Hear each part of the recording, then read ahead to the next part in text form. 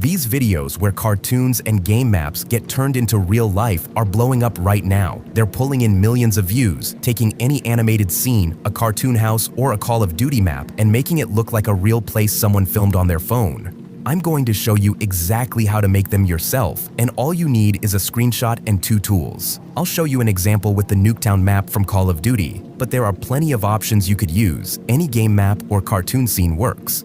Open our website, aicenturies.com, and go to the GPT library. Search for Real Cartoon and open it. That drops you straight into the GPT inside Chat GPT.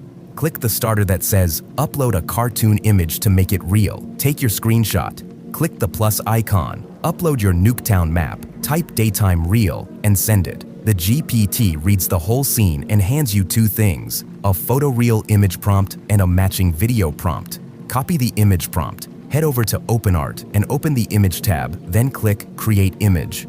Under Model, select Nano Banana Pro. Open the output settings, set the aspect ratio to 9:16, which is perfect for shorts, and set the resolution to 2K. Add your screenshot as reference image 1. This is the important part, because it locks the layout so your real version matches the map exactly.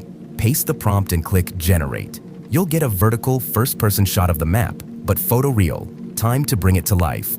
Go back to ChatGPT and copy the video prompt. In OpenArt, switch to the Video tab and open Frame to Video.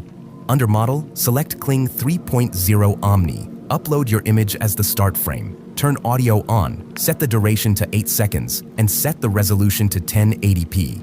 Paste the video prompt and click Generate. You'll get an 8-second clip where the camera walks up to the scene, a hand reaches out and presses the old TV display, and everything reacts like it's real. It even ends on a spoken line. Then repeat it for the next scene. I ran the Welcome to Nuketown sign through the exact same steps and got a clip that looks filmed in a real backyard. You'll find all the links and tools I used in this video in the description. Don't forget to like and subscribe.